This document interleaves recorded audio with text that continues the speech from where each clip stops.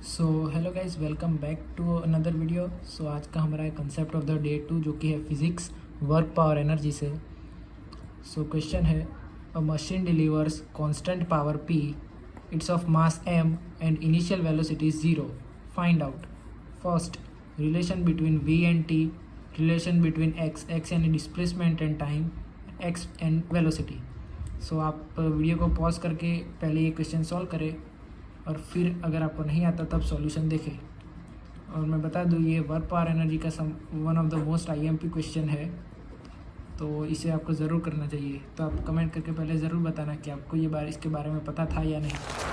तो बढ़ते हैं इस क्वेश्चन के सॉल्यूशन की ओर। सो होपफुली आप सबने इसको एक बार ट्राई किया होगा। आपसे हुआ या नहीं हुआ ये मुझे कमेंट में ज़रूर बताइए। अगर नहीं हुआ तो मैं आपको इसका अच्छे से सॉल्यूशन बताता हूँ। सो फर्स्ट है हमारा वी और टी का ग्राफ। सो पहले तो बता दिया कांस्टेंट पावर।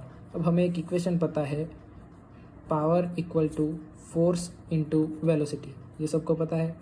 अब इसमें पावर तो कांस्टेंट है, तो फोर्स और वेलोसिटी को हम ऐसे लिख सकते हैं, force equal to power upon velocity.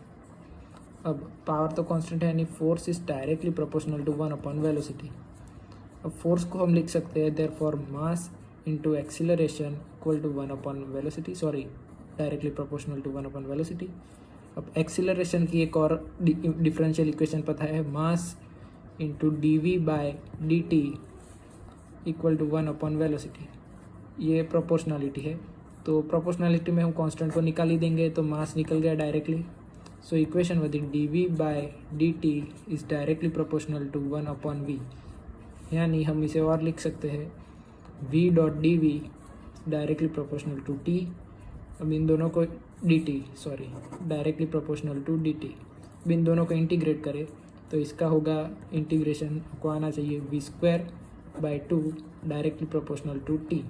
अब ये भी कांस्टेंट हुआ, इसे भी हटा देंगे तो बचा क्या, v square is directly proportional to t, therefore v is directly proportional to 2⁻²। So ये हमारा फर्स्ट आंसर हो गया। सो फर्स्ट का आंसर हमारा आ गया, v is directly proportional to t⁻²। So अब सेकंड था हमारा रिलेशन बिटवीन x यानी डिस्प्लेसमेंट और टाइम। सो x और टाइम के लिए कुछ नहीं, हमारा जो यहाँ ये रिलेशन है उससे ही हम इसको भी डिराइव कर सकते हैं। तो ये था v is directly proportional to t⁻²। So v को हम लिख सकते हैं dx upon dt equal to t⁻²। So therefore dx equal to t⁻² dot dt। हम इन दोनों को इंटीग्रेट कर देंगे, तो इधर तो कोई x का वैल्यू है नहीं, तो डायरेक्टली इसको x, और t⁻² तो t⁻³ अपॉन 3/2। ये आपको इंटीग्रेशन करना तो इतना तो आना चाहिए। सो ये तो कांस्टेंट है, इधर सब प्रोपोर्शनलिटी है। सो ये हमारा हो गया x is directly proportional to 3/2। So ये हमारा सेकंड ऑप्शन भी हो गया। और अब तीसरा था x एंड v का, तो हम इस दोनों पर से इसको भी निकाल सकते हैं। सो हमारा पहला आया x डायरेक्टली प्रोपोर्शनल टू 3/2, और दूसरा है v is directly proportional to t⁻²। So x और v का निकालना है, तो अगर इसको भी दोनों से 3 क्यूब कर ले तो v³ इक्वल टू 3 अगर नीचे लिखते हैं तो v³ equal directly proportional to 3⁻t/2 बराबर, समझ गया आप। तो अगर v³ is directly proportional to 3/2 and x is directly proportional to t⁻3/2, so इस पे हम लिख सकते हैं x is directly proportional to v³। So ये हमारा थर्ड क्वेश्चन भी हो गया। तो इसके साथ ही सबसे important question work power energy का हमने कंप्लीट कर लिया।